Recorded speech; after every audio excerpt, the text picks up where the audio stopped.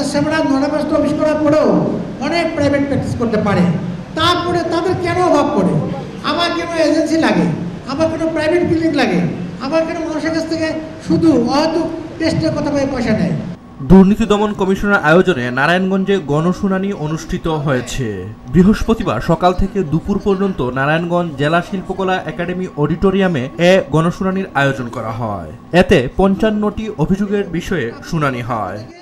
যেটা দুদকের তফসিলভুক্ত না। অনুষ্ঠানে প্রধান অতিথি হিসেবে উপস্থিত ছিলেন দুর্নীতি দমন কমিশনের কমিশনার মোহাম্মদ জহুরুল হক। তিনি তার বক্তব্যে বলেন, দুর্নীতির কোনো অভিযোগ সুনির্দিষ্ট হলে আপনারা দুদকে অভিযোগ করবেন, তবে সঙ্গে যথাযথ তথ্য দিতে হবে।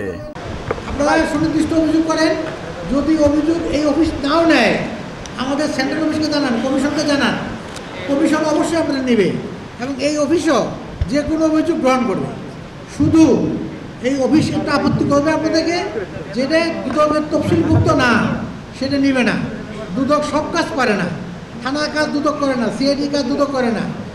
দুদকের তফসিলভুক্ত যেগুলো আইনে পাশ হওয়া সেগুলো শুধু করে।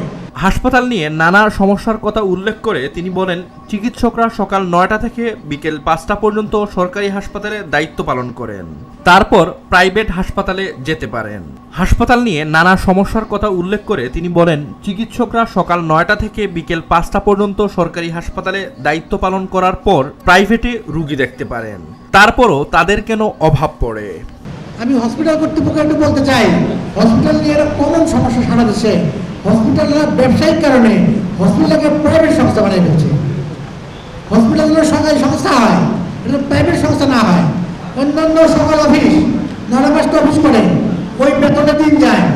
ডাক্তার সাহেবরা 9টা 5টা অফিস করার পরেও অনেক প্রাইভেট প্র্যাকটিস করতে পারে।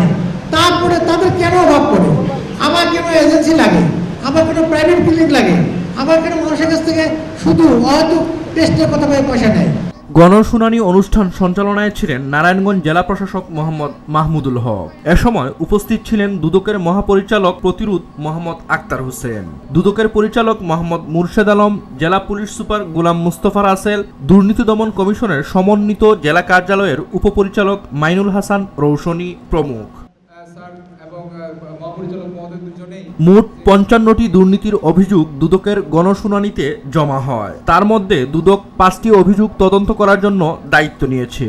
বাকি 50টি অভিযোগ জেলা প্রশাসনের দায়িত্বে দেয়া হয়। তদন্ত করে দ্রুত সময়ের মধ্যে অভিযোগকারীদের সমাধান দেওয়ার আশ্বাস দেওয়া হয়। বিভিন্ন অফিসের কর্মকর্তাবৃন্দ আমাদের কাছে কথা দিয়েছেন 3 দিন, 7 দিন, 5 দিনে তাদের সমস্যাগুলো সমাধান করে দেবে এবং এইটা আমাদের অফিসকে আমরা বলে যাচ্ছি, তারা যেন মনিটর করে আমরা কোনটা 3 দিন দিলাম, কোনটা 1 দিন দিলাম, কোনটা এখনই দিলাম, এটা কি হইল তার রিপোর্ট তারা আমাদের অফিসকে জানাবে।